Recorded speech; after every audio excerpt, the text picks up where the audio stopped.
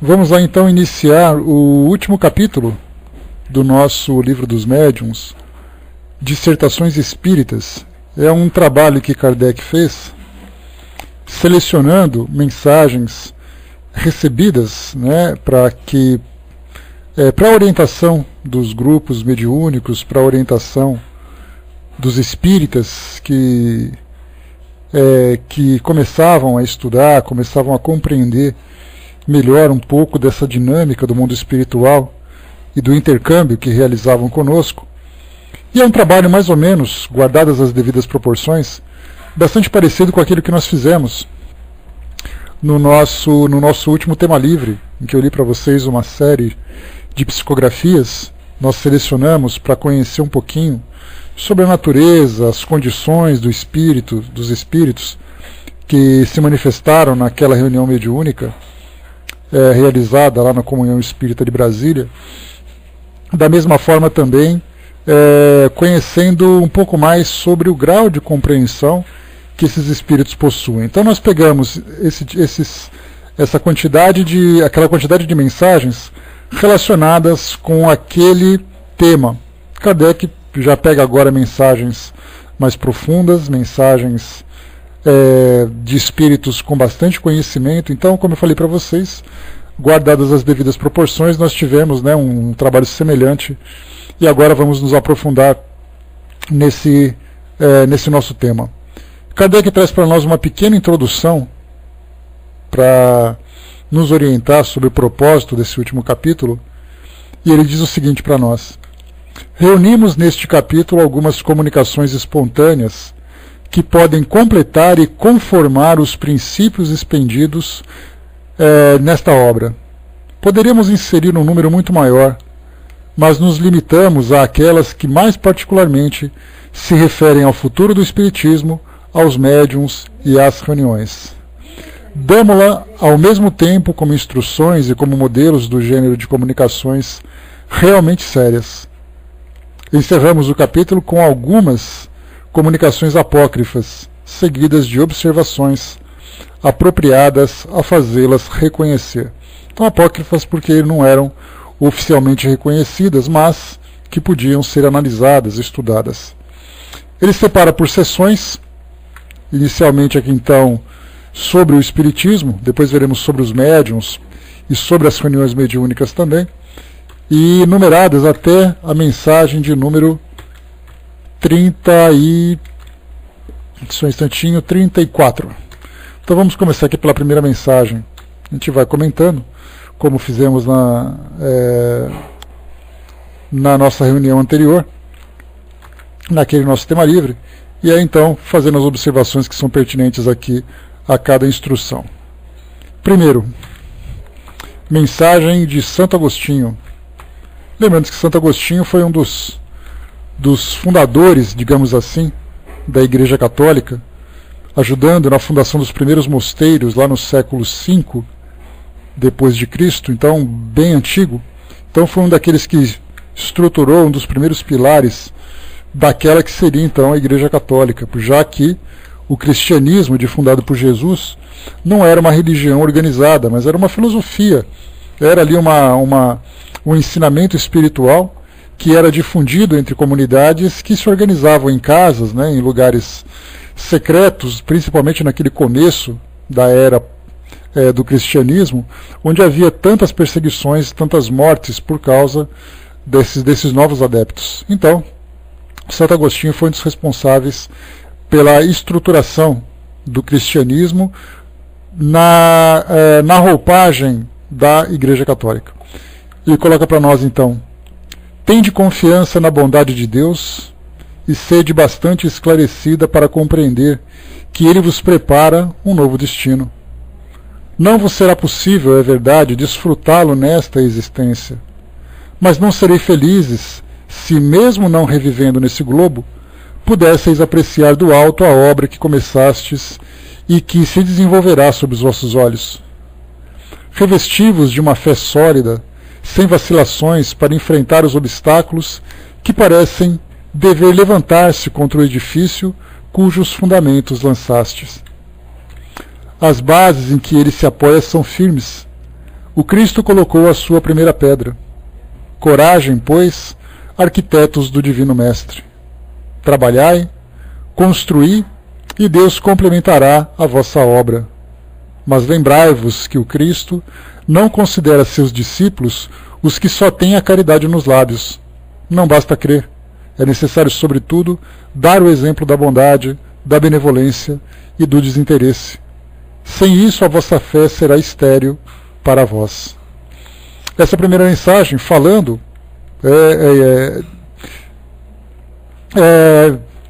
dando otimismo, incentivando aqueles que seriam seguidores, mas principalmente os formadores daquela que seria a doutrina espírita, através dos estudos, através do trabalho, através da sua divulgação. Mas o que Kardec coloca aqui, o que o Espírito coloca para nós aqui de uma mensagem, de uma orientação interessante, é que muitas vezes nós iniciamos a nossa peregrinação por esse caminho de esclarecimento espiritual e não observamos uma mudança significativa de imediato, coisa que normalmente acontece, infelizmente, em algumas das religiões tradicionais, que prometem uma reviravolta de benefícios materiais a partir do momento em que ele se torna devoto de determinada fé. A doutrina espírita nos fala exatamente isso, que todas as conquistas são frutos do trabalho e da instrução que cada um recebe para poder aproveitar as oportunidades no nosso dia a dia, no nosso cotidiano. Então a nossa vida, de modo geral, está muito vinculada às instruções que nós recebemos dentro desse campo espiritual. Mas muitas vezes nós, apesar da dedicação, apesar dos estudos e do conhecimento que nós vamos adquirindo, nós não vemos uma mudança imediata na nossa condição. Kardec nos lembra lá no Evangelho segundo o Espiritismo, no capítulo 5, sobre a questão das aflições atuais e das aflições do passado, que algumas vezes, pelo fato de estarmos submetidos à lei de causa e efeito, nós temos experiências na nossa vida que duram praticamente toda a nossa existência terrena e algumas outras vezes se estendendo para novas encarnações. Tamanha complexidade, tamanha profundidade e gravidade daquilo que o Espírito plantou no seu passado.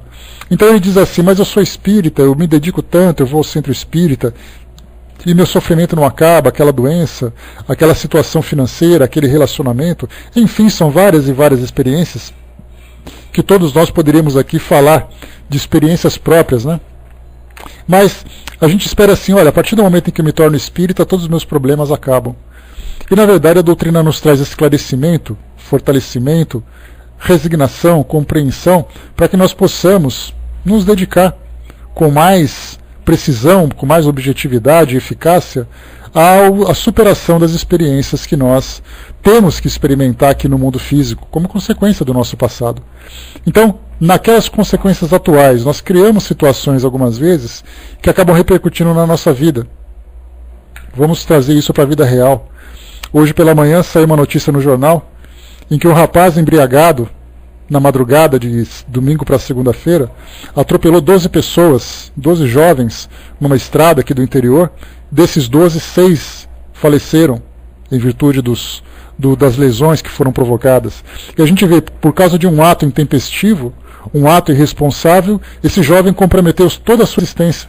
Ele não nasceu para fazer aquilo, como muitas vezes nós imaginamos. De pensar, por exemplo, que eu nasci para cometer um crime, eu nasci para fazer tal coisa. A gente vê muito isso quando acontecem essas catástrofes, ou esses eventos que acabam chamando a atenção da sociedade. Uma família que de repente pratica um assassinato de um filho, e a gente pensa assim, aquele filho nasceu naquela família porque ele deveria passar por aquela experiência de ser assassinado pelos pais. E não é assim. Todos nós reencarnamos para fazer a coisa certa. Todos nós reencarnamos para fazer o bem. Mas em virtude das nossas das experiências a que somos submetidos, do nosso livre-arbítrio e muitas vezes da nossa falta de capacidade de superar essas tendências inferiores, nós infelizmente acabamos nos envolvendo em situações bastante dolorosas. Então esse rapaz, por exemplo, que eu comentei com vocês hoje, de 22, 23 anos de idade, acabou cometendo ali 3 crimes dirigindo embriagado, lesão corporal e mais assassinato, né? Cometeu ali o assassinato doloso nesse caso, né? Obviamente.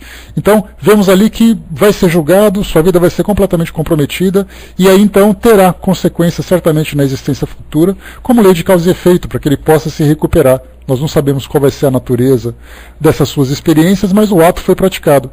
E aí então nós trazemos consequências do passado para a nossa vida hoje, né?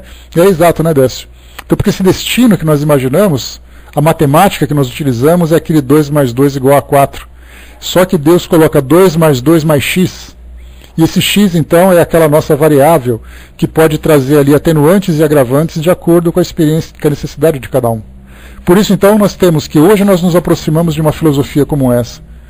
As pessoas se aproximam de suas crenças, de suas religiões, cada um buscando naturalmente alcançar.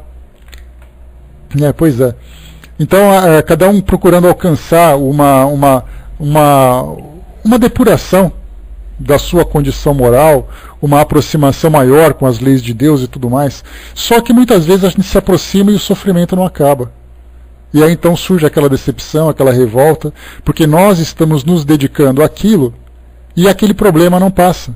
Só que, na verdade, a nossa dedicação àquela fé, àquela crença, nos fortalece para poder resolver as pendências do passado.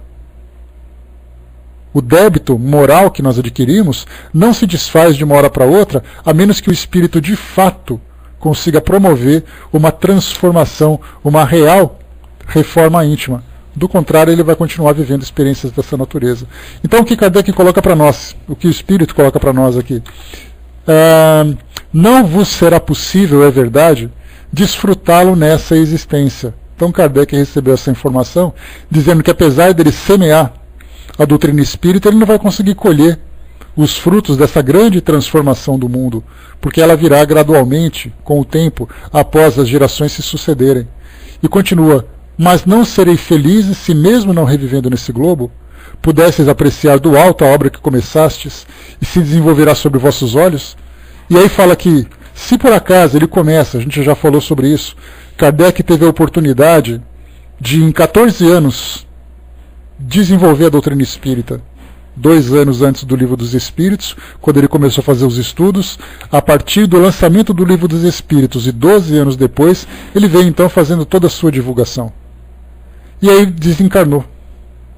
Nós lembramos disso no último dia 31. E aí, colocando para Kardec que ele não deveria desanimar, porque embora ele poderia não ver aquilo que o mundo absorveria desse ensinamento que ele conseguiu estruturar, que ele conseguiu desenvolver, ele poderia apreciar isso do mundo espiritual. Então essa é a maior motivação que ele pode ter. A confiança na imortalidade do espírito, a relação íntima que existe entre o mundo espiritual e o mundo material, e ele estaria presente observando essa mudança também. A Fernanda colocou aí, não há violência nas leis divinas, o ser humano sim age com violência causando a dor, mas com certeza a gente vai aprender e agir com amor para que possamos crescer nele. Tudo vem aos poucos, né? A gente não adianta querer imaginar que o universo funciona de acordo com as nossas leis. Eu costumo conversar muito com os meus alunos quando eles dizem assim, mas por que Deus faz isso? Não podia ser diferente? É aquela resposta clássica, vou mandar um e-mail para Deus anunciando o seu protesto, registrando o seu protesto. Quem sabe ele aceita a sua sugestão. Isso porque a nossa perspectiva ainda é muito limitada. A gente vê o mecanismo do mundo por uma fresta muito pequena. E nós não conseguimos compreender o contexto de tudo aquilo que acontece. No caso das violências, no caso das catástrofes que acontecem no nosso mundo, daquilo que nós vemos como injustiça. Eu cheguei a postar essa semana, no fim de semana na verdade. Pois é, André. Eu falo isso muito para minha sobrinha também, quando ela vem assim, mas não podia ser assim? Eu falei, é mesmo, né? Por que Deus não pensou nisso? Eu vou falar isso para ele. Então, aí depois a gente naturalmente esclarece, mas eu postei no fim de semana a foto de um cachorro que ele tinha uma deformidade da cintura para baixo, do quadril para baixo, ou do quadril para trás, em que ele não tinha parte do quadril nem as patas traseiras. E ele aprendeu a caminhar apenas com as 2 patas da frente, com extrema agilidade. Aí nós observamos um animal como aquele e ficamos assim, né? Por que Deus permitiu que ele nascesse desse jeito? E aí começamos a ficar com pena, começamos a questionar. Só que nós sabemos que tudo que acontece sustentado por princípios muito sólidos que têm um propósito que nós ainda não conhecemos. E algumas vezes nós somos questionados dentro da doutrina espírita com essa suposta ideia de que nós temos todas as respostas. Mas por que tal coisa acontece? Aí o espírita diz assim, olha, sinceramente eu não sei. Tá vendo? Vocês acham que sabe tudo? Quer dizer, nós não achamos que sabem tudo. Acham que nós sabemos tudo. Muitas respostas muitas perguntas foram colocadas, muitas respostas foram recebidas, algumas de um modo completo, algumas de modo superficial, algumas nós compreendemos, outras não compreendemos, mas tudo acontece dentro de um princípio superior. Mário colocou, bom dia Mário, tudo concorre para o bem daqueles que amam o Senhor. E mesmo que esse bem, muitas vezes, Mário, comece dentro de um caminho pedregoso. Primeiro nós temos que sair daquela condição dolorosa em que nós nos encontramos, para depois começarmos a caminhar num campo esverdeado, um campo gramado, tranquilo. Então as coisas não acontecem de uma hora para outra, como diz aquele axioma, né? A natureza não dá saltos. A natureza não dá saltos dentro do campo das nossas ciências e a natureza não dá saltos também dentro do campo moral, conforme as leis de Deus. Então tudo isso nós vamos aprendendo com o tempo e vamos também compreendendo de acordo com a vivência que cada um tem. Então essa mensagem que chegou para Kardec, falando para que ele compreendesse que de imediato nem tudo será percebido. Como para nós vemos um outro exemplo que eu posso dar para vocês. Um pai que educa seus filhos, oferecendo educação moral, educação... Apareceu sim. A Vaninha colocou ali, né, o link desse vídeo que eu falei para vocês. Aí no final, para quem quiser ver depois, naturalmente vocês vão conseguir se conter até o final do estudo para depois ver esse vídeo. Ele é belíssimo, vale a pena ver. Então nós temos ali um pai que educa seus filhos moralmente, oferece educação acadêmica, oferece para ele oportunidades para que ele possa se desenvolver, e de repente esse pai desencarna. Ou essa mãe desencarna e deixa seus filhos nessa condição. E aí então surge aquele desespero, o que eu vou fazer no mundo espiritual se eu não posso ajudar meus filhos? E aí então fala exatamente sobre essa questão de todos nós estarmos amparados, todos nós temos a nossa programação, o mundo espiritual nos ajudando através das suas influências positivas e o espírito conseguindo acompanhar esse desenvolvimento daquelas sementes que ele teve a oportunidade de plantar. Então a semente que ele lançou, embora ele não pudesse acompanhar a sua germinação, certamente ela dará seus frutos. E o espírito, feliz por ter feito um bom trabalho, vai conseguir acompanhar o desenvolvimento então dos seus filhos. Então são vários exemplos do cotidiano que a gente pode analisar. Vamos em frente. Mensagem 2, falando também sobre o espiritismo.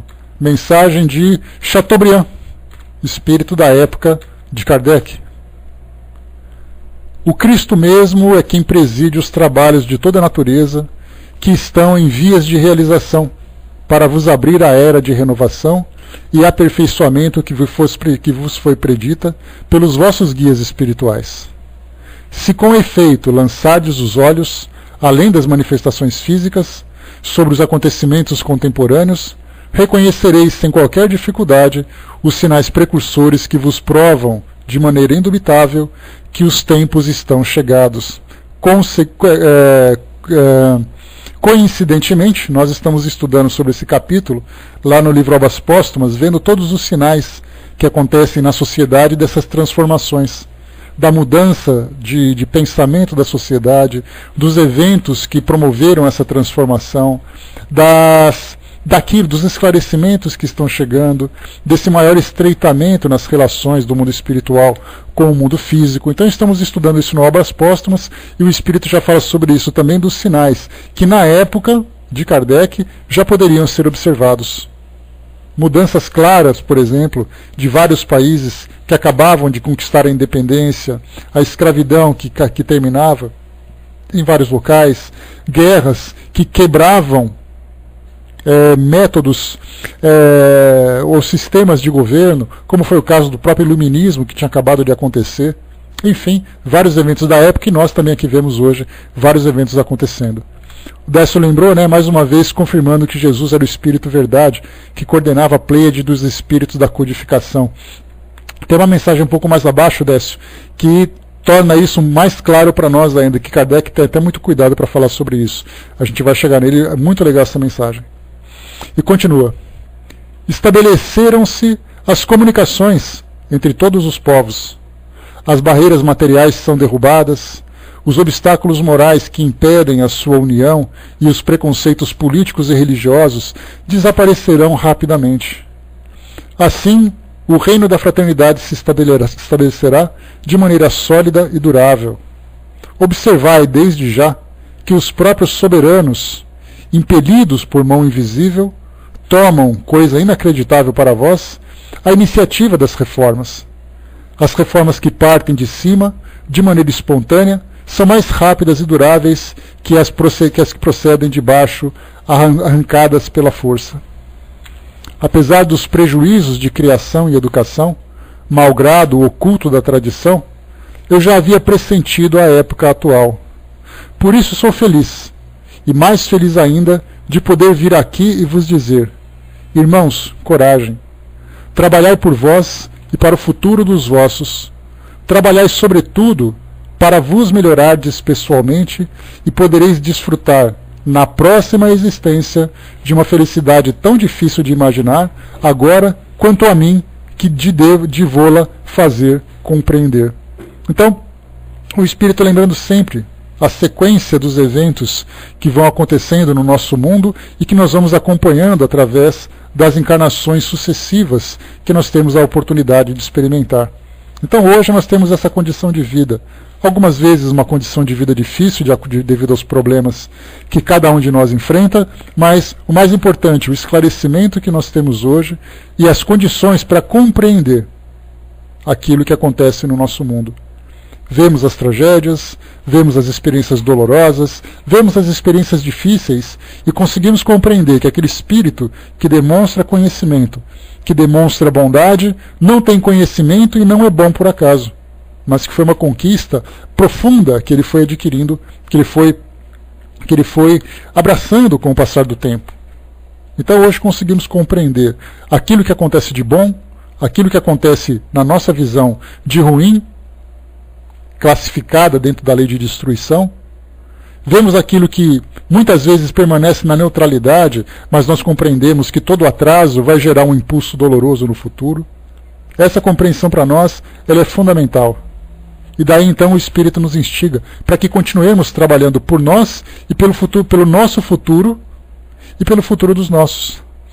André Trigueiro, que nós conhecemos, jornalista da Rede Globo, professor universitário e que trabalha com afinco na divulgação daquilo que a ecologia pode trazer de benefícios para o nosso mundo, que é espírita também, ele fala nas suas palestras de ecologia e espiritismo exatamente isso, que nós temos que tomar grande cuidado com a preservação do nosso mundo, porque nós não deixaremos apenas o mundo como herança para os nossos descendentes. Nós seremos os herdeiros daquilo que nós fizermos. Na próxima encarnação, nós vamos estar aqui de novo colhendo aquilo que nós fizemos de benefício, de positivo ou de negativo. Então, assim como acontece na ecologia, em que nós preservamos ou destruímos o cenário onde nós vamos reencarnar, no nosso futuro próximo, médio ou distante, da mesma forma também tudo aquilo que existe de moral, de intelectual, de espiritual, que nós semearmos no mundo, seremos então herdeiros de nós mesmos, como diz Joana de Ângeles. Continuando aqui no próximo, vamos em frente. Bom dia, pessoal que chegou. Mensagem número 3. O espírito Rousseau, Jean-Jacques Rousseau, já estudamos sobre ele lá no Livro dos Espíritos, quando tratava de filosofia, e ele diz assim para Kardec, ou para o grupo: penso que o Espiritismo é um estudo inteiramente filosófico das causas ocultas, dos movimentos interiores da alma, pouco ou nada esclarecidos até hoje. Explica ainda mais ainda do que desvenda novos horizontes. A reencarnação e as provas que suportais antes de chegar ao alvo supremo não são mais apenas revelações, mas confirmações da verdade. Sou tocado pelas verdades que por esse meio são trazidas à luz. Digo meio com intenção, pois, a meu ver, o Espiritismo é uma alavanca que derruba barreiras da incompreensão. Esse meio que ele trata, certamente, é o da comunicação do mundo espiritual. A preocupação com as questões morais está sendo despertada por toda parte. Discute-se a política que desperta o interesse geral, discute-se os interesses particulares, despertam paixões, o ataque ou a defesa de personalidades, os sistemas conquistam partidários e detratores, mas as verdades morais, que são o alimento da alma, o pão da vida, permanecem na poeira acumulada pelos séculos. Todas as formas de aperfeiçoamento parecem úteis aos olhos do povo, menos as da alma. Sua educação, sua elevação, parecem quimeras que servem apenas para ocupar os lazeres dos padres, dos poetas, das mulheres, seja como simples moda ou a título de ensinamento. Se o Espiritismo ressuscita o espiritualismo, dará à sociedade o impulso que despertará em uns a dignidade interior, em outros a resignação, e em outros a necessidade de elevar-se para o Ser Supremo, olvidado e desconhecido pelas ingratas criaturas.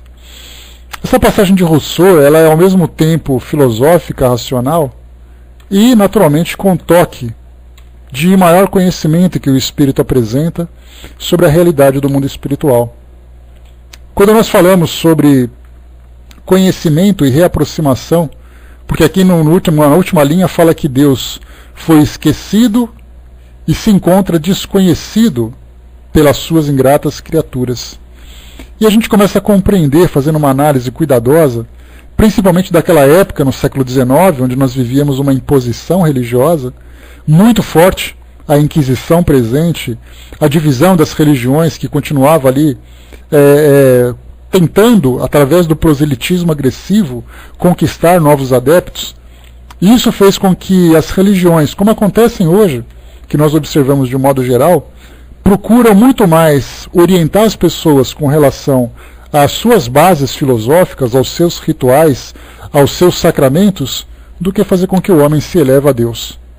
Ou seja, obrigam aqueles que são seguidores a praticarem determinadas ou realizarem determinadas práticas para que possam se elevar a Deus, fazendo com que se tornem intermediários definitivos e irrevogáveis dessa relação do homem com Deus. O Espiritismo chega hoje falando exatamente que nós todos somos criaturas e que nós temos uma ligação íntima e direta e inviolável com Deus pelo pensamento, pelos nossos sentimentos. Não preciso de rituais, não preciso de práticas. Por isso tudo, nós vemos hoje que muitas vezes se conhecem religiões, mas não praticam a fé. E nesse sentido, as pessoas começam então a criar grandes expectativas, não necessariamente na sua relação com Deus, mas na relação que tem com sua igreja. E aí, a partir do momento em que não são atendidos em suas expectativas, acabam se decepcionando e se afastando, dizendo: aquela religião não presta, ou aquela religião é muito fraca, ou aquelas pessoas não me interessam, e não mencionam de forma alguma sua relação com Deus. É daí que acabam se esquecendo de Deus. É daí que acabam se afastando e acabam até mesmo desconhecendo Deus dentro da sua natureza legítima e real, que para nós já é muito difícil, nós já estudamos sobre isso. Lá na primeira pergunta do Livro dos Espíritos, que é Deus? Nós temos uma grande dificuldade de compreender essa natureza divina.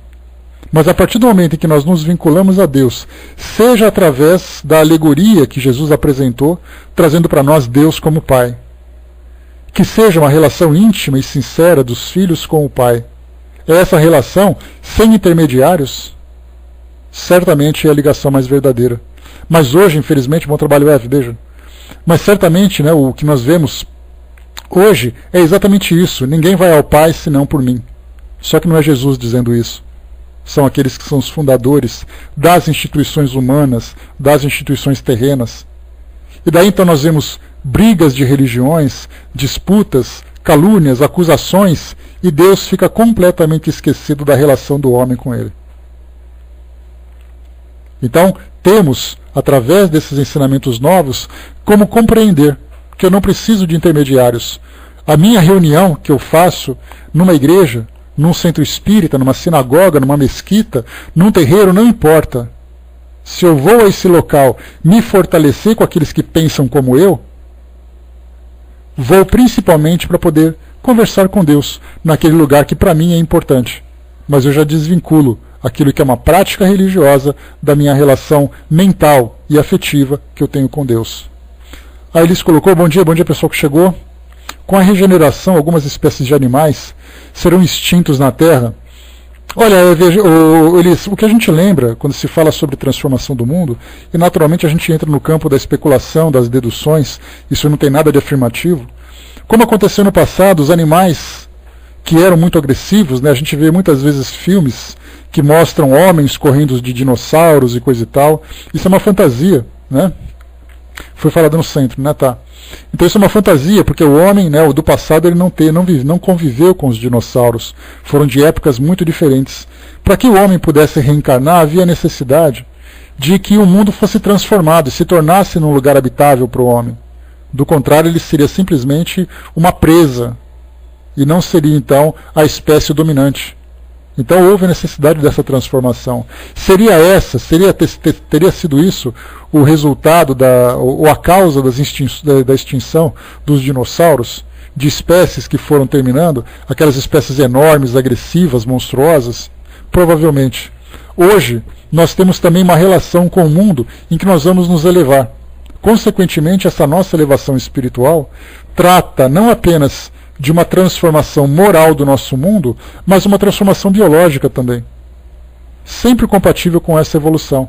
Já que o mundo de espíritos mais elevados, a gente vê que não tem sentido a convivência com animais agressivos. Então esses animais agressivos continuariam, né, vivendo em mundos compatíveis com sua evolução. Então essa é uma dedução que nós fazemos. Isso poderia haver, essa mudança? É uma mudança que, pelo menos a gente deduzindo, imagina que seja possível acontecer. Mas não existe nada de escrito, nada de concreto que faça essa afirmação. O Brás colocou, né, como os humanos, as espécies também vão aos poucos sendo substituídas. Também concordo, Brás. Essa é uma transformação natural, porque os princípios inteligentes que ocupam corpos de animais também passam por essa evolução. Nós temos, por exemplo, adaptações. Então nós temos, por exemplo, planeta Júpiter, em que Kardec publica para nós uma mensagem do espírito Mozart, que vive nesse planeta, naturalmente que não é um planeta físico, consequentemente não tem espíritos que vivem fisicamente nele, mas espiritualmente, fala sobre uma situação interessante, em que os animais são evoluídos, tão evoluídos quanto os nossos homens primitivos.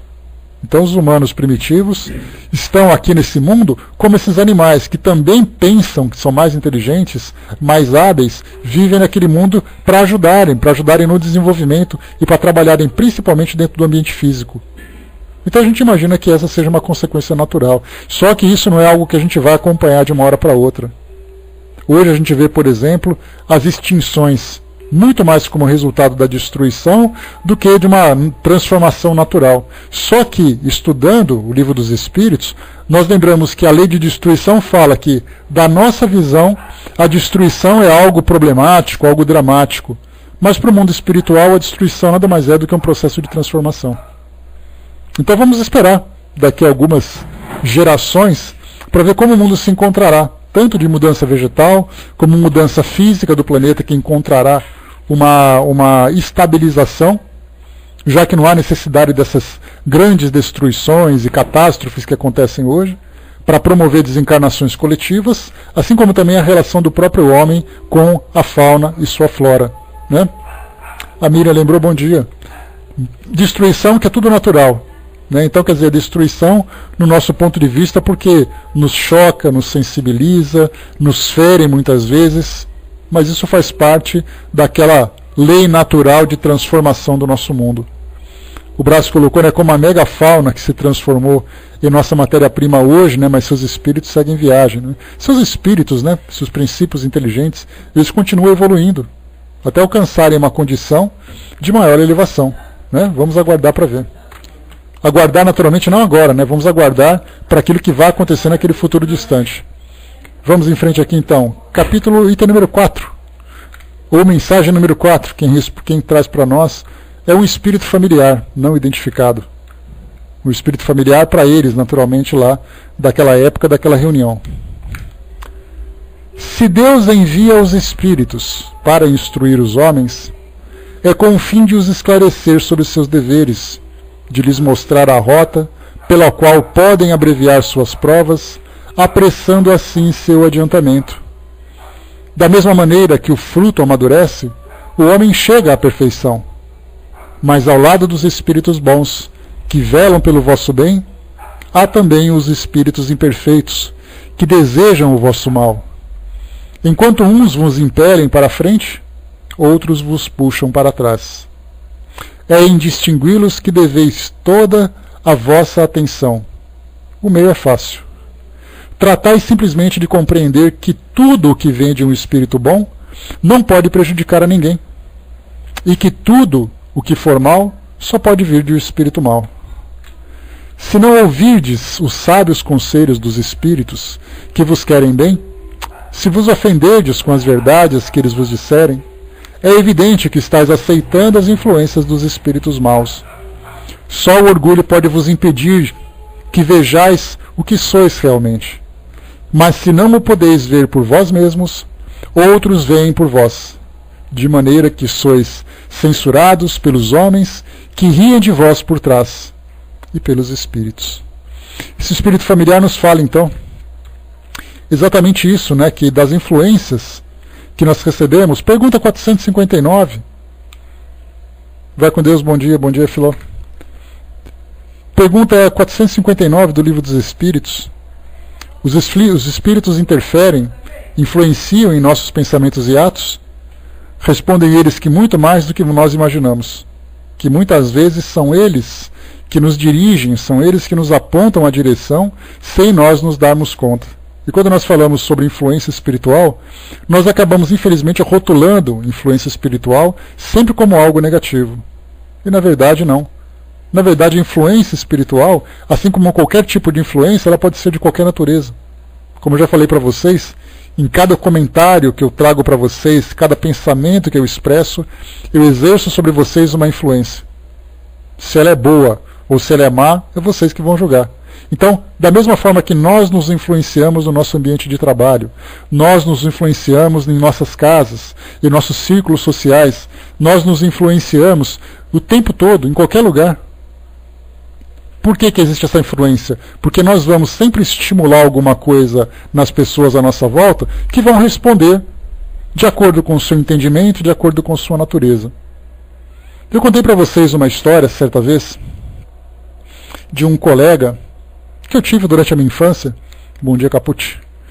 Que eu tive durante a minha infância, juventude ali, na minha adolescência, na verdade. Era uma pessoa com quem eu convivia, com quem frequentava ambientes saudáveis, onde nós praticávamos esportes e tudo mais. E aí então ele começou a conviver com outras pessoas. E nós acabamos, naturalmente, nos distanciamos. Não éramos dos grandes amigos, mas éramos colegas, né, que tínhamos ali interesses comuns. E certa vez eles estavam numa noite de sábado, passeando por um centro comercial aqui próximo, e de repente do nada cismaram de assaltar um casal que estava passando, só pelo prazer de dar um susto, só pelo prazer da brincadeira. E eles então praticaram esse assalto e foram presos. Esse colega foi para a penitenciária, ficou ali alguns anos, simplesmente porque pela influência que recebeu, acabou passando por essa experiência dolorosa que acabou marcando, sem dúvida nenhuma, a sua vida toda. Como ele está hoje eu não faço ideia, mas a gente vê como as influências nos levam para determinados locais. E da mesma forma conheço pessoas que também foram influenciadas positivamente, que seguiram caminhos de grandes oportunidades, de grandes realizações e se tornaram pessoas de bem. E todos nós naquele período estávamos dentro da nossa neutralidade. Ou seja, buscando alguma coisa nova, buscando alguma coisa interessante onde a gente pudesse seguir. A adolescência a gente não tem muita direção. Esse é o problema dos adolescentes, né? A gente vai dando cabeçada em todas as portas para ver se alguma abre. E aquela que abrir é aquela que a gente entra. Felizmente algumas boas portas se abrem. Então a gente vê que no dia a dia as influências acontecem o tempo todo. Entre irmãos, entre pais e filhos, entre casais, entre amigos, colegas, muitas vezes entre desconhecidos. E a nossa relação com o mundo espiritual não é nada diferente disso. Nós somos influenciados de acordo com a afinidade que nós estabelecemos com os espíritos. Espíritos com tendências positivas, com tendências negativas, muitas vezes com tendências neutras nessa condição evolutiva. Mas que certamente, por aquilo que nos faz, ou nos fazem sentir, por aquilo que nos fazem pensar, e muitas vezes até nos instigando a agir, nós então recebemos essa influência. Então é isso que o Espírito diz para nós. A importância de nós reconhecermos aquilo que vem de um bom espírito e aquilo que vem de um mau espírito. E Jesus já lembrava no seu Evangelho, quando ele falava sobre o bom fruto, né, e a boa árvore. Ele dizia numa das suas parábolas, né, que uma boa árvore não dá mau fruto e uma má árvore não dá um bom fruto. Então a árvore que dá esse fruto é aquele que nós observamos. O fruto é o ensinamento, a árvore é aquela que deu origem. Se um bom ensinamento vem de um bom espírito, certamente é para o nosso benefício, mesmo que às vezes esse fruto seja um pouco amargo para o nosso paladar, ou seja, para as nossas preferências. Um comentário, uma orientação, um ensinamento vem para nós para nos chamar a atenção. Aquele puxão de orelha, aquele beliscão que a gente recebe para prestar atenção nas escolhas que nós estamos fazendo. Mas algumas vezes vem um fruto doce que traz para nós um grande prejuízo. Porque exatamente os espíritos que são inferiores, ligados, vinculados com a nossa própria natureza, percebem a nossa tendência e nos oferecem aquilo que nós queremos. É como se nós pegássemos a Miriam e oferecêssemos para ela um pacote de sucrilhos. Ela certamente vai adorar, mas sabe que isso vai ser prejudicial. Com a Vaninha, por exemplo, um pedaço de chocolate que ela vai adorar, é a mesma coisa. Mas depois que comer esse chocolate, a coisa complica. Então é assim que as coisas acontecem também com o mundo espiritual. Observam as nossas tendências e nos oferecem aquilo que para nós é prazeroso. Vamos em frente? Algumas vezes um bom espírito, panetone com manteiga, Fernanda, nem me fala. Tá vendo só? Um cappuccino para o Wagner, e assim a gente vai. Ou algumas vezes um espírito vem e oferece uma barata para a Vaninha, e ela vai achar que é um espírito mau, e na verdade é um bom espírito chamando a atenção dela, para que ela não vá por aquele caminho. Não vem para cá que isso aqui vai te fazer mal. E ela vai dizer, um obsessor colocou uma barata na minha frente. E não foi o amigo espiritual dela que colocou essa barata, para que ela prestasse atenção. Tudo isso acontece, e nós temos que então ter essa sensibilidade, ter esse entendimento, ter esse conhecimento para tomarmos as melhores decisões e sabermos exatamente quando alguma coisa vem para o nosso bem ou alguma coisa vem para o nosso prejuízo. O Brás colocou em cima, me lembro dessa frase, muitas vezes o que parece um erro é apenas a ótica do observador. De fato, né, Brás? Depende da nossa posição, da nossa condição evolutiva, das nossas necessidades. O bem e o mal é muito relativo. E continua para nós aqui. Espírito São Benedito. Mas será o Benedito? Vamos lá. Vossa doutrina é bela e santa. Seu primeiro marco está plantado e solidamente plantado. Agora só tendes que marchar. O caminho está aberto, grande e majestoso. Bem-aventurado é aquele que chegar ao ponto. Quanto mais prosélitos fizer, mais lhe será contado. Mas para isso é necessário não abraçar a doutrina com frieza. É preciso fazê-lo com ardor, e esse ardor será multiplicado porque Deus está sempre convosco, que quando praticais o bem. Todos os que conduzirdes, serão ovelhas que voltaram ao aprisco, pobres ovelhas que haviam transviado. Acreditai que o mais cético, o mais ateu, o mais incrédulo, enfim, tem sempre um pequeno recanto no coração que desejaria poder ocultar a si próprio. Pois bem, este é o cantinho que se deve procurar, que se deve encontrar, porque esse é o lado vulnerável que se tem de atacar. É uma pequena brecha deixada aberta, e expressamente por Deus para facultar à sua criatura o meio de retornar a Ele. Então a gente lembra que nós, algumas vezes, primeiro classificando essa mensagem como sendo uma mensagem de estímulo aos espíritas que trabalham pelo fortalecimento Todo mundo caindo. João, segura, vai com fé e vamos embora. Daqui a pouco eu caio também, não se preocupa. Isso é o Pautalk que está dando esse problema. Dessas mensagens de propaganda que aparecem. Algumas vezes a mensagem tenta abrir o navegador para fazer aquelas propagandas de download. E como o navegador não aceita, aí dá erro no programa. Então, é só tendo fé mesmo. Quem é assinante parece que não está tendo esse problema. Então, para nós que não somos assinantes, tenhamos fé. Segura na mão de Deus e vai. Então, o que nós vemos aqui, dentro desse ensinamento, para aqueles que são os divulgadores do Espiritismo, porque para nós que buscamos esse conhecimento, é muito fácil você oferecer esse conhecimento, oferecer essa nova filosofia, esse novo modo de pensar. Mas para aqueles que tiveram experiências negativas, principalmente dentro do campo espiritual, aqueles que se frustraram com uma igreja, com um centro espírita, com um religioso, ele acaba naturalmente acreditando que aquela instituição ou aquele indivíduo é o indivíduo perfeito ou a instituição perfeita. E quando erram, ele acaba se decepcionando com Deus, como a gente conversou lá na mensagem inicial.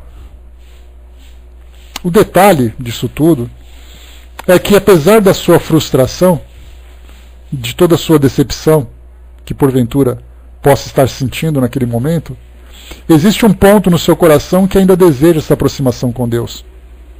Ele só queria que a fé dele fosse sustentada de uma forma verdadeira.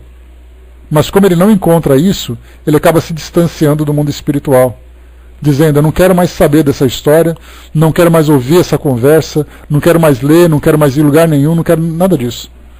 Só que no fundo ele deseja uma relação verdadeira, uma relação sincera.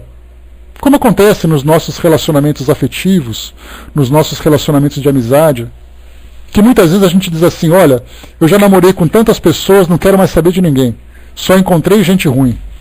Significa que todas as pessoas são ruins? Significa que o problema é um problema de uma existência inteira? Algumas vezes é de um momento, de uma circunstância. Basta apenas ter sabedoria para poder construir realmente uma relação saudável, uma relação positiva. E com o mundo espiritual não é diferente. Embora a nossa decepção seja com o mundo físico, nós temos que perseverar na busca de uma relação sincera com o mundo espiritual.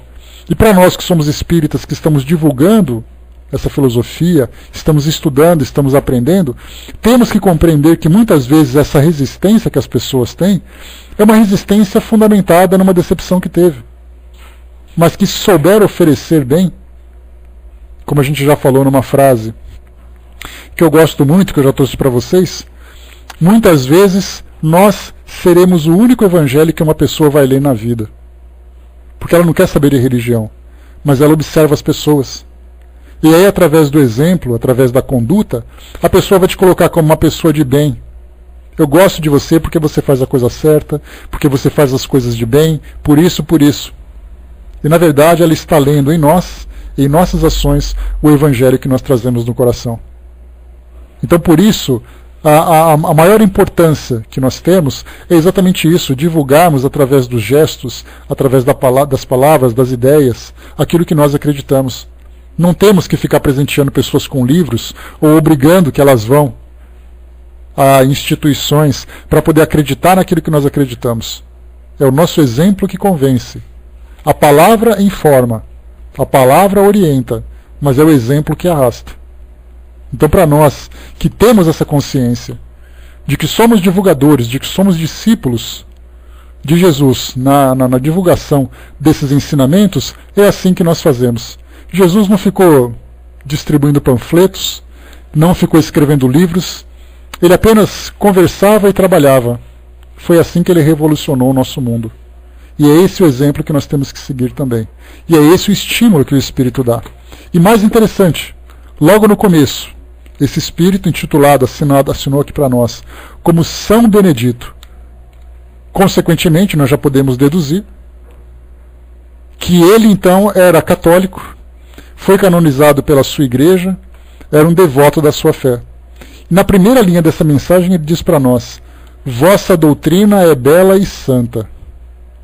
Isso significa que ele continuava naquela época professando a fé que ele tinha abraçado, mas que reconhecia também a importância da nossa doutrina, que na verdade era a doutrina de Jesus, que era reescrita a partir dessa relação mais íntima com o mundo espiritual.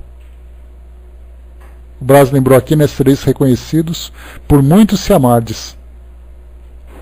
Por muito vos amardes, né? Exatamente o que Jesus falava da grande importância do cristianismo. Não serão os doutores que se destacarão, mas são aqueles que se aproximarão pela afinidade moral, pela afinidade das ideias, dos sentimentos também. Uma nova mensagem, Espírito São Luís. São Luís, que também era santo, ele foi um rei francês e acabou sendo canonizado pela Igreja, pelos milagres que pôde realizar. E aí então se tornou um dos grandes orientadores do Espiritismo, né? A gente conhece sempre as mensagens que ele traz, principalmente as de cunho intelectual, de cunho científico, filosófico, né? Diz assim para nós: não vos receei de certos obstáculos, de certas controvérsias. Não atormenteis a ninguém com qualquer teimosia. A persuasão só chegará aos incrédulos pelo vosso desinteresse, pela vossa tolerância e vossa caridade para com todos, sem exceção. Guardai-vos, sobretudo, de violentar a opinião, mesmo por simples palavras ou através de demonstrações públicas. Quanto mais modestos, mais conseguireis a apreciação dos outros. Que nenhum móvel pessoal vos leve a agir e encontrares as vossas consciências uma força de atração que só o bem proporciona. Os espíritos, por ordem de Deus, trabalham para o progresso de todos, sem exceção. Vós, espíritas, fazei o mesmo. Essa mensagem aqui, ela dá para nós subsídios para ficarmos aqui durante vários estudos falando sobre isso.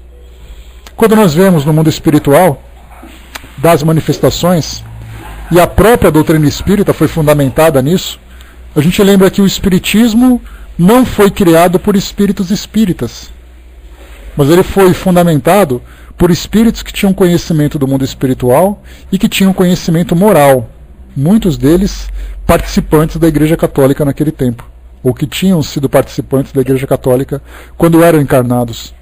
Eram santos, eram devotos, eram teólogos, eram religiosos, sacerdotes. Então a gente lembra que no mundo espiritual nós temos legiões de espíritas que não falam na mesma linguagem que nós espíritas estamos acostumados. Dá a impressão de que qualquer espírito que vai chegar para nós vai chegar falando de reencarnação, vai falar de influências, de mediunidade e tudo mais. Sendo que na verdade eles podem nos falar porque eles compreendem o nosso conhecimento, mas para muitas pessoas eles não vão falar sobre isso. E nós inclusive já estudamos sobre isso no próprio Livro dos Médiuns, lembrando que algumas vezes o Espírito traz uma mensagem que para nós era uma mensagem incompleta, uma mensagem sem conhecimento de grande profundidade, e estamos nos esquecendo de quem era o alvo daquelas comunicações. Se você vai falar com um evangélico, você vai falar na linguagem que ele compreende, que é a linguagem do Evangelho. Se você vai falar com um católico, você vai falar na linguagem do Evangelho, juntamente com os seus santos, os seus beatos. Se você vai falar com um hindu, você fala na sua crença, com o muçulmano a mesma coisa. Fundamental, então, nós percebemos que nós, espíritas, temos que ter essa sensibilidade de respeitar a fé das pessoas. Já falei para vocês de um filme que eu acho, ele é água com açúcar, mas eu acho que é muito legal, chamado Tenha Fé. Esse filme, Ben Stiller e Edward Norton, são dois religiosos, um católico e outro que é um rabino, são grandes amigos e tem uma terceira amiga por quem eles se apaixonam. E é então num dos sermões que esse padre católico faz aos devotos daquela igreja, daquela instituição, ele então conversa com as pessoas e ele diz assim que quem aqui conhece os 7 pecados capitais? E aí algumas pessoas levantam, outras levantam aqui, outras lá. E aí ele chama a atenção dizendo assim, vocês precisam estudar mais. Exatamente porque faz parte daquela Só um instantinho que está tentando abrir um arquivo aqui. Faz parte daquela fé conhecer esses princípios. Assim como nós devemos compreender o livro dos Espíritos, os livros da codificação, quem foram as personalidades que ajudaram na elaboração e instituição do Espiritismo, os católicos, os evangélicos, os muçulmanos, cada um deve conhecer os preceitos de sua crença, porque afinal de contas seguem aquela religião.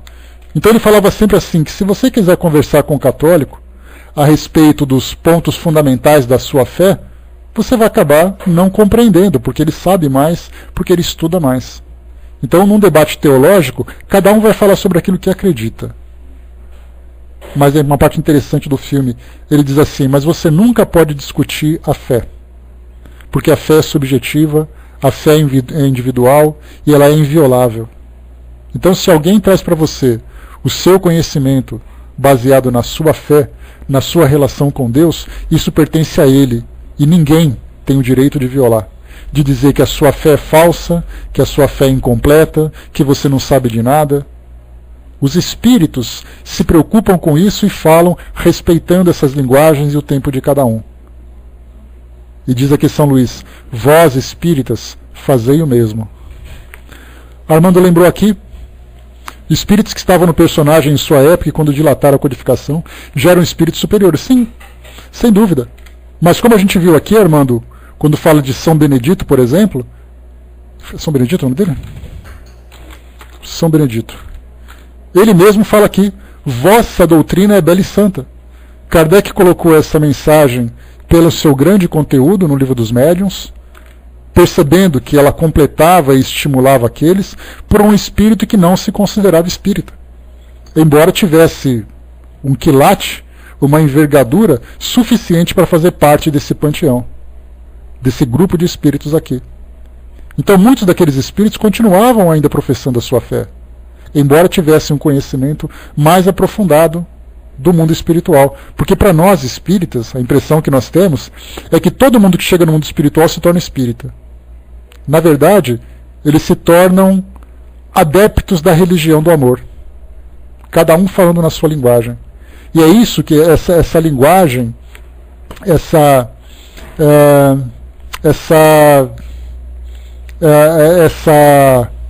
compreensão da grandiosidade do que existe no mundo espiritual vai muito além daquilo que a gente compreende sobre a relação mundo físico, mundo espiritual e mediunidade. Só um instantinho, pessoal.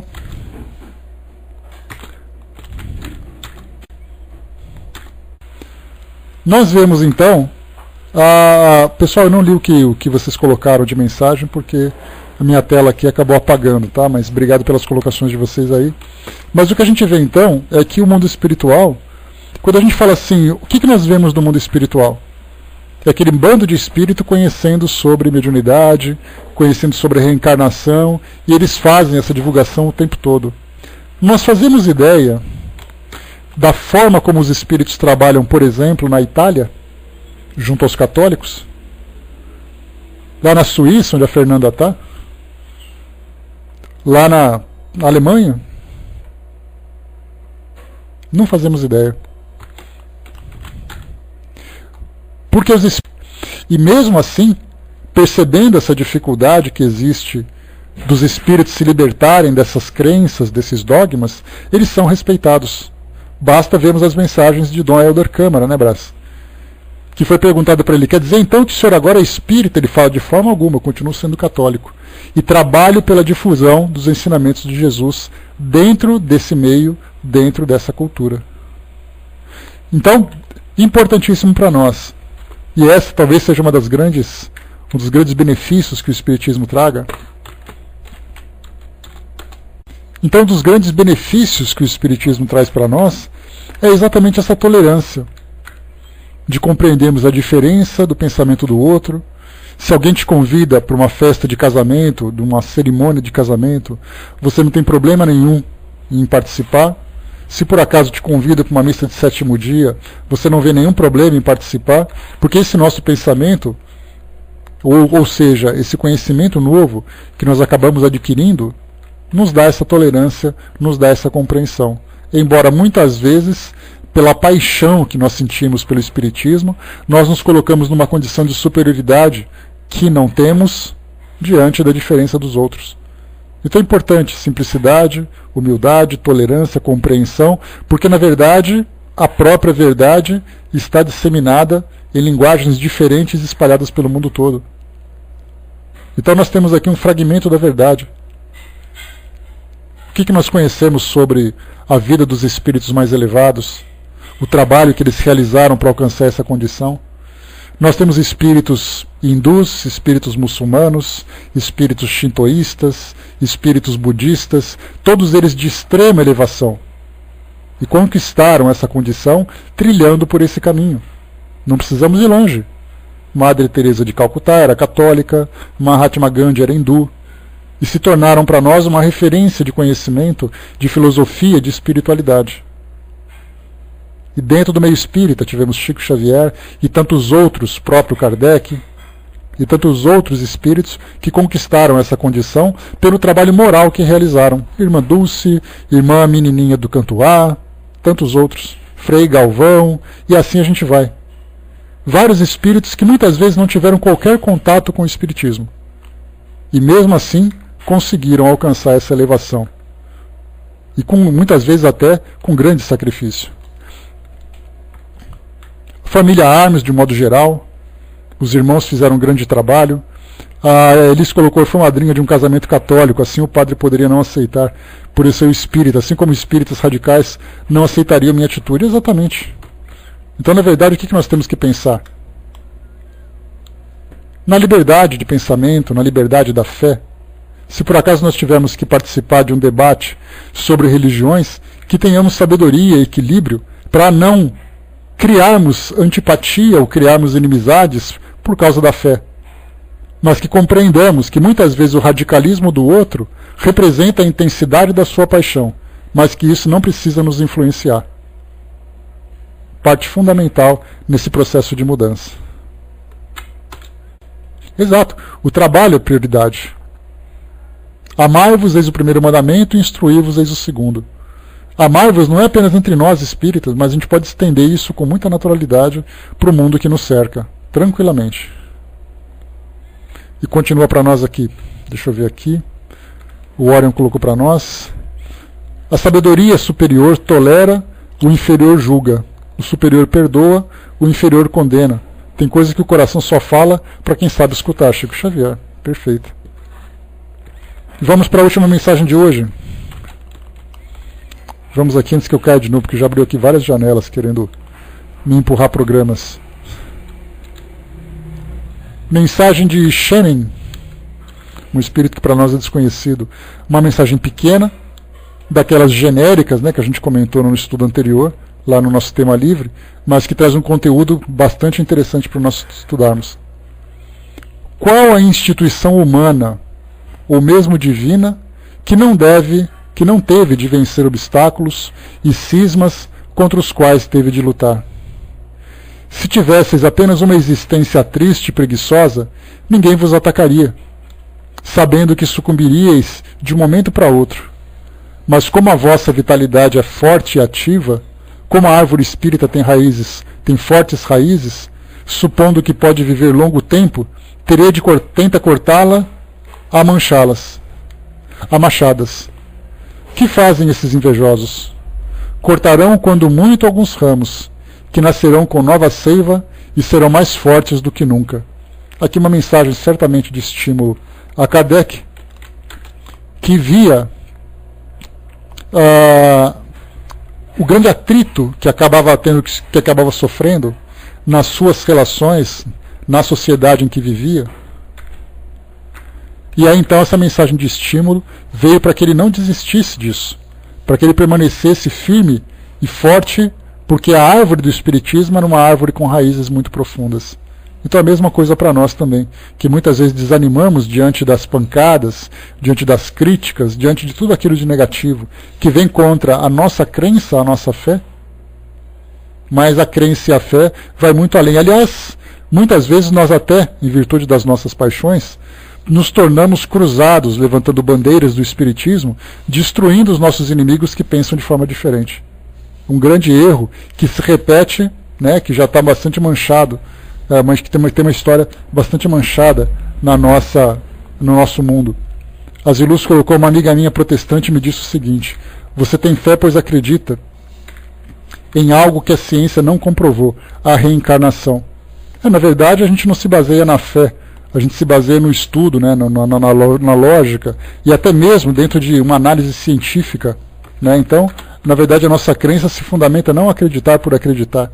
Porque da mesma forma que nós acreditaríamos na reencarnação, pelo fato da ciência não ter provado, pode também acreditar na ressurreição, já que é uma questão de fé. Né? Pois é, Lazilus. Então essa é a grande diferença que nós temos. Né? O Espiritismo, ele não te apresenta elementos em que você tem que acreditar por acreditar. Não faz parte dos seus dogmas você acreditar em alguma coisa sem que a lógica te permita acompanhar. Se por acaso a lógica não alcança, é um tema aberto a discussões, aberto a estudos, e nós vamos nos aprofundando com o tempo. Agora, aquilo que é comprovado, aquilo que para nós já é uma convicção, foi a lógica, não o coração que aceitou. Pessoal, fechando por aqui o nosso estudo de hoje, então, nós paramos no nosso estudo, no tema número 7, temos aqui o 8º, deixa eu ver aqui, o 7º, então, nós paramos aqui, o próximo vai ser o 8, aqui do capítulo 31, e depois a gente finaliza essa primeira parte, que fala sobre o Espiritismo. Depois virão sobre os médiuns e depois mensagens sobre as reuniões. Então, esse foi o início desse nosso capítulo 31, o último capítulo do nosso Livro dos Médiuns. Lembrando mais uma vez que ao terminarmos o Livro dos Médiuns, nós iniciaremos o livro